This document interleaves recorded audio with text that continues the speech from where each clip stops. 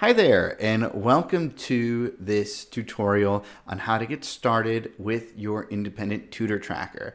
Now, once you download the product off TPT, you will find that there's a document a PDF, and it's called Spreadsheet Access Instructions. So you're going to want to open that.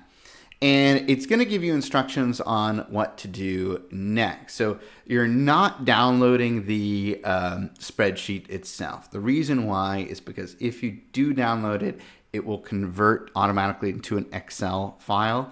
And a lot of the formulas will not work. That's why this doesn't work with Excel. So it needs to stay on Google Sheets. So how do you do that? It's really simple. What you're going to do is you're going to open this. Here, we're going to just go to the file here. And this takes you to the master sheet. Now, you will only be able to see this as a viewer. So it means that you're not going to be able to make edits or anything like that. But that's easily resolved. All you got to do is go to File, make a copy. Once you make a copy, we'll say here, okay, looks good. I mean, I would put your name on there or something, but we could put there, Philip, right? Yeah, so it'll make a copy, and then this will be a version that you can use for your own purposes that you will be able to edit. We can see here, I write student 1. I'm able to put it in. So it's really as easy as that to access it. So that's how you get to the actual spreadsheet. Now, in the second part here, we're going to be looking at really how to set up students and payments on this sheet. So I just want to start off by saying thank you for buying this product. And just to clarify once again that this only works on Google Sheets. It does not work on Excel. And that each spreadsheet can handle a maximum of 50 clients. If you have more, what I would recommend you do is just create another copy of this. So if you have anywhere between 51 and 100 students, I would just have 2 copies of this. And if you have more, then you should make a third copy and so on, right? That way, it doesn't really mess with the formulas too much. So speaking of which, another really important thing to know is that I tried to color code things on this spreadsheet. So if you see something in light purple, as you do here on column B, that means it's important information that you probably want to fill in. If it's gray, like here, this light gray, that indicates that there's a formula working here. So you can see, for example, here or here, you have these kind of complex formulas. These are automated, so you do not want to edit those at all. So they're just there for visual aid and to help you automate your processes. You may ask, what happens, right? If I corrupt one of these, is that it? Is it toast? And the answer is no. So first off, I would recommend, of course, saving backups when you can. But let's say that you accidentally corrupt one of these formulas. The easy fix is to hit Control Z. That will automatically undo any actions that you have taken. So it will revert back to the old formula. But you can also go to File, Version History, and then you can see version history here. And Google logs different versions. So here you have a previous version located here that you can go back to at any time. So that's just handy to know. But okay, let's go ahead and get started. Now, we're gonna look at 2 different students. I'm gonna start with a student, we'll say Sarah. And for the sake of this demo, I'm gonna add here that she's prepaid, meaning that Sarah as a client is asking for a certain amount of lessons in advance, so she's going to pay in advance as well. And then we'll have, let's say, Rob, who I'm going to categorize as postpaid. Now, again, this is only for the tutorial. You don't have to say prepaid, postpaid here. This is just for visual clarity here. And we'll start off with Sarah, right? So what I'll do is I'll think about, the type of lesson that Sarah wants. I'll also try to determine what currency I'm working in. The default is the dollar. So what you'll want to do here is, if you're not using the dollar, you're just going to want to put the symbol of your currency in there, right? So you can even kind of copy and paste in here. So that's just, for calculations of currencies, but that's important. But yeah, the default is the US dollar. And so, yeah, for Sarah, let's say, we'll even add like Sarah's SAT prep. That will be a type of lesson bank.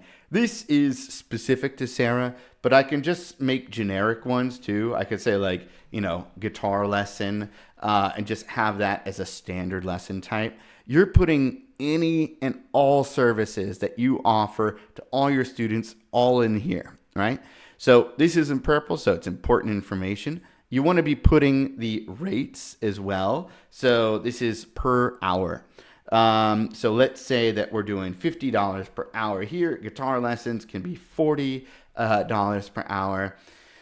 Here you notice that there is this yellow-orange, yellow-orangish cell.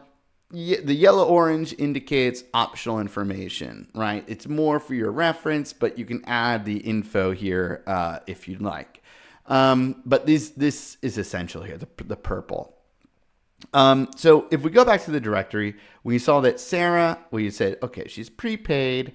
And we can click, I don't know if you saw that, we'll go back there. You can click on her hyperlink here, and it takes you to the dedicated page of Sarah here, right?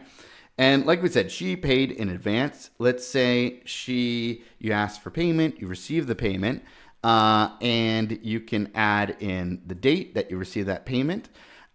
Just a pro tip. If it's the same day, you can just hit Control semicolon together, and it will just put the today's date in there.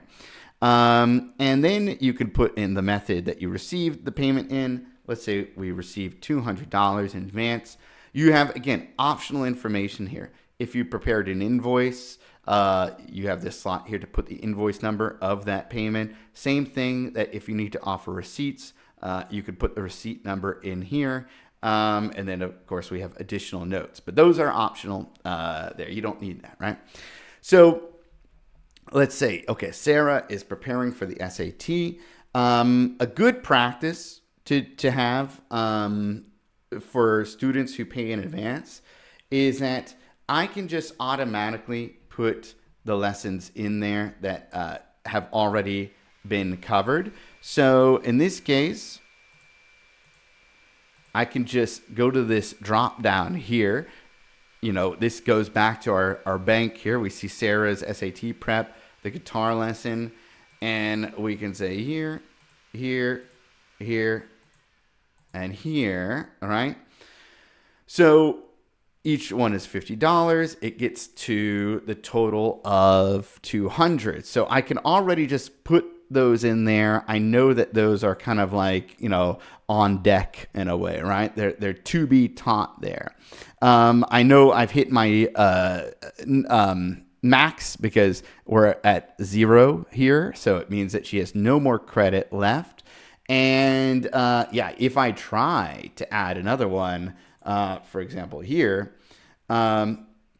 we start seeing a different kind of indicator here. That is just warning you that you have now put a lesson in that is not covered by her amount. So that tells me, oh, maybe I should just go back and delete that, right? So we have our 4 lessons ready to go here.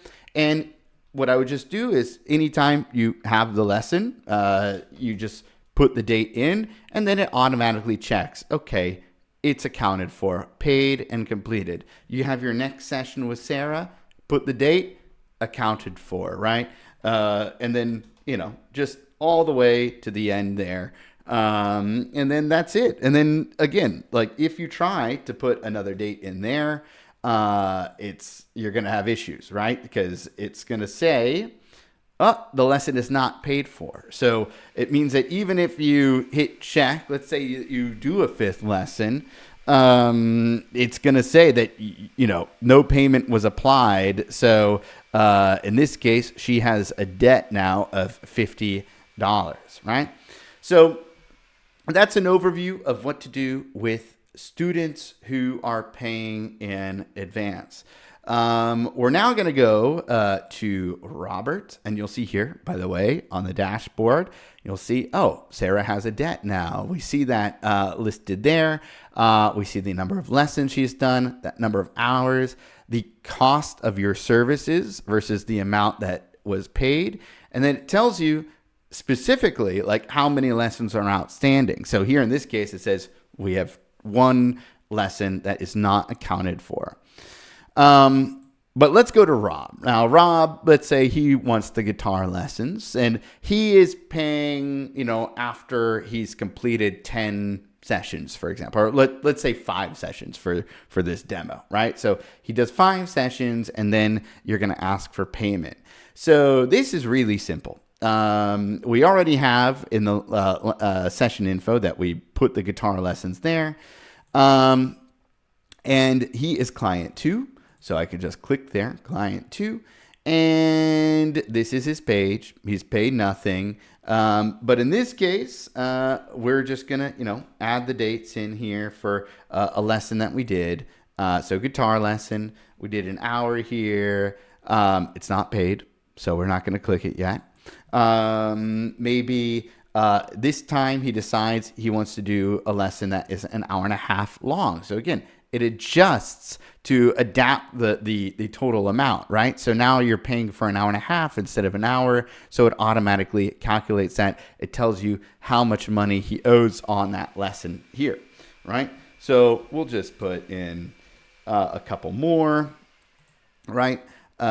This is another hour. The other thing is that you could put any lesson type in here you want, right? Like he's not bound to guitar lessons. You can also put Sarah's SAT lesson here, and it will also adapt the cost to that if you want, right? So there's a lot of flexibility here with that. So, but yeah, let's just say that he does the guitar lessons for consistency.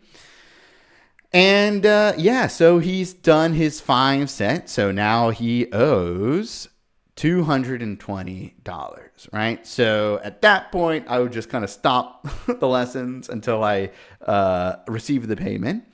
And again, this is your opportunity to provide an invoice. So you even kind of have a reference for each of the services provided if you need a detailed invoice of each lesson. And then let's say you ultimately receive the payment. So you put the date that you got that payment in.